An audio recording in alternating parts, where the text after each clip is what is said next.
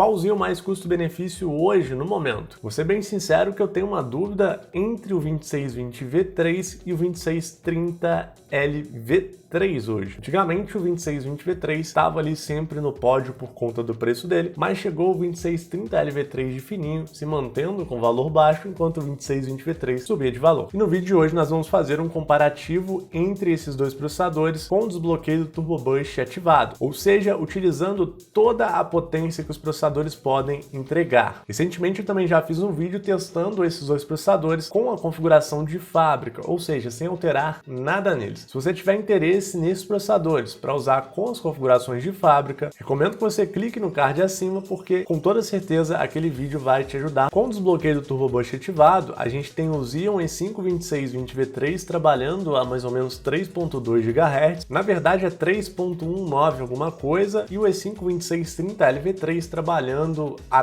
2.9 GHz, que na verdade é 2.8 alguns quebradinhos. Porém, a gente tem o Xeon E5 2630L V3 com 8 núcleos e 16 threads, enquanto o 2620 V3 tem 6 núcleos e 12 threads. Então a gente tem um processador com a frequência mais alta e menos núcleos, e um processador com uma frequência mais baixa e menos núcleos. E aí, nesse caso, quem será que leva a vantagem, né? Então bora pro teste, mas antes disso deixa eu me apresentar. Meu nome é Fabrício, seja bem-vindo ao canal PC do Fafá. Se você não conhece o canal ou ainda não é inscrito, recomendo que você se inscreva, porque aqui a gente fala de produtos de qualidade, baratos, e você aprende a usar melhor o processador. Bom, pelo menos é o que reza a lenda. Então chega de enrolação e bora pro teste. O primeiro jogo do nosso teste é o nosso famoso CSGO, e o Xeon E5 2630L V3 ficou sendo utilizado em mais ou menos ali 25% de uso, a 27%, chegando em alguns momentos ali até 14% de uso somente. E no fim do teste, ele alcançou uma média de desempenho de 310 FPS por segundo. Lembrando que a partir de 60 FPS nós temos uma taxa de quadros bem alta.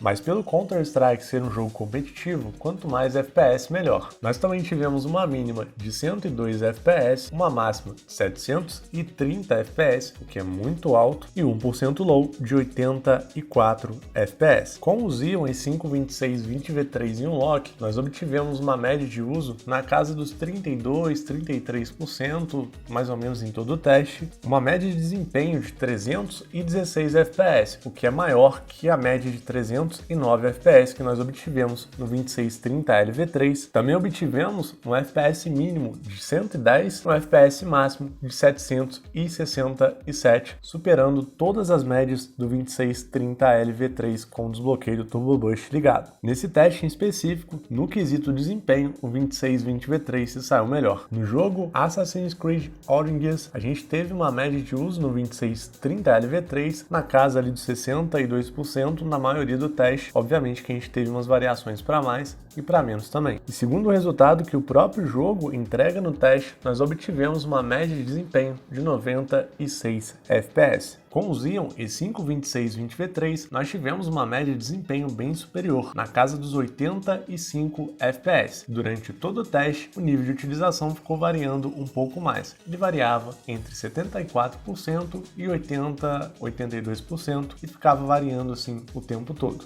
Novamente, nós temos uma vitória no quesito desempenho para o E5 2620 V3 com o desbloqueio do Turbo Boost ativado. No game Forza Horizon 4, nós tivemos uma média de utilização do Xeon E5 2630L V3 na casa ali dos 44% a 53% de uso. Segundo os resultados apresentados pelo próprio teste do game, nós tivemos uma média de 111 FPS. Com o Xeon E5 2620 V3, nós tivemos um nível de utilização também um pouco mais variável. Ele variava ali na casa dos 51, 52% de uso, até uns 60, 62%. Nós obtivemos uma média de 119 FPS, que foi maior também que os 111 FPS apresentado pelo 2630L V3. Novamente, mais uma vitória para o Xeon E5 2620 V3 no quesito desempenho. Notem que no comparativo do game Forza Horizon, eu cometi uma falha ao ajeitar os gráficos. do lado do 2630L V3, você pode perceber que o gráfico está um pouquinho maior com sombras e no 2620 V3 a gente está sem sombras. Depois eu refiz o teste fazendo a correção aqui para postar e obtive um resultado intrigante porque a média caiu para 106 FPS com os gráficos arrumados, né? No caso com gráfico baixo igual o 2620 V3. Eu não sei exatamente por que isso ocorreu, mas vamos considerar que a média do 2630L V3 é ali do primeiro teste que deu um desempenho melhor, beleza? No jogo Shadow of the Tomb Raider, a gente teve um FPS bem variável no Xeon i5 2630L V3. Ele estava ali entre 50% de uso durante todo o teste, teve alguns momentos que chegou até 70% também, e no final do teste nós obtivemos uma média de 119 FPS, um desempenho mínimo de 89 FPS e uma máxima de 182 FPS. Levando em consideração que o game Shadow of the Tomb Raider é um game mais voltado para a campanha,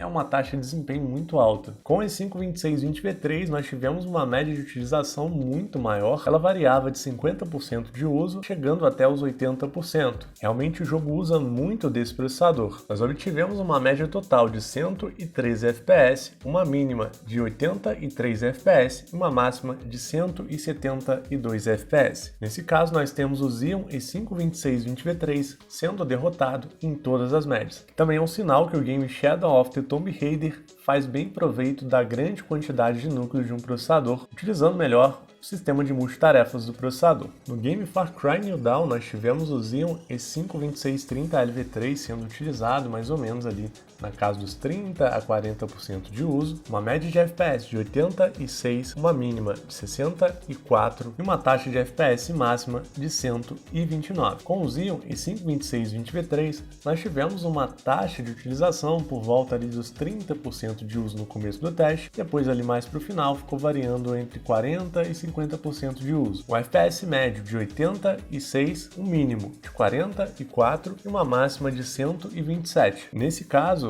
na média de FPS, os dois processadores acabaram empatando, mas o Xeon i5 2620 V3 perdeu na taxa de FPS mínima com 44, enquanto o 2630L estava na casa de 64 e na máxima também, enquanto o Xeon i5 2620 V3 ficou na casa dos 127 FPS, o 2630L V3 ficou na casa dos 129. Você provavelmente está estranhando e se perguntando como que a média do desempenho dos dois processadores ficou parecida se a mínima e a máxima está bem diferente assim. Isso acontece porque na maior parte do teste eles conseguiram atingir uma média de desempenho que acabou casando ali com essa taxa de FPS na média. Realmente o resultado do teste é bem legal, bem interessante. Nós temos dois processadores que têm um alto nível de desempenho e a diferença de desempenho entre eles não é muito gritante. Honestamente, se avaliarmos somente a diferença de desempenho bruto entre os dois, é muito difícil de escolher qual é o melhor, isso porque a diferença não é muito grande. Porém, se avaliarmos a capacidade total do processador e o nível de utilização em games, o 2630L V3 está sempre na frente. Normalmente o 2630L V3 fica com uns 10% a mais de potência sobrando em relação ao 2620 V3. Então, na prática, acaba que o 2630L V3 ele tem uma vantagem sim em relação ao 2620 V3. Só que na hora da compra, hoje a gente tem uma facilidade a mais para comprar o 2620 V3, ainda mais se a gente quiser comprar um kit inteirinho ali completo e tal. É muito mais fácil achar um kit barato com uma placa-mãe boa com o 2620 V3. O 2630L V3 ele é melhor ali para comprar separadamente. Então você vai comprar um kit com memória RAM, processador tudo separadinho, 2630L V3 acaba sendo a melhor opção.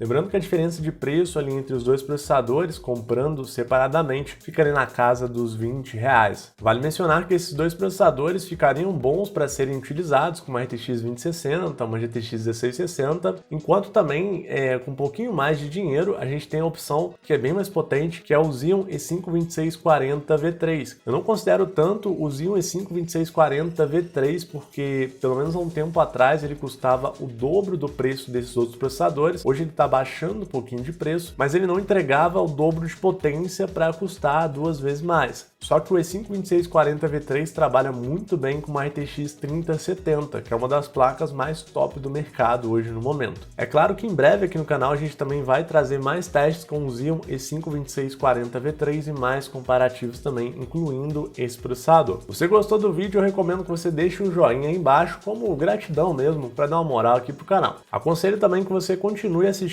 aos meus vídeos aqui e vai aparecer vídeos aqui sendo recomendados na próxima tela. Eu vou ficando por aqui, um abraço e até mais.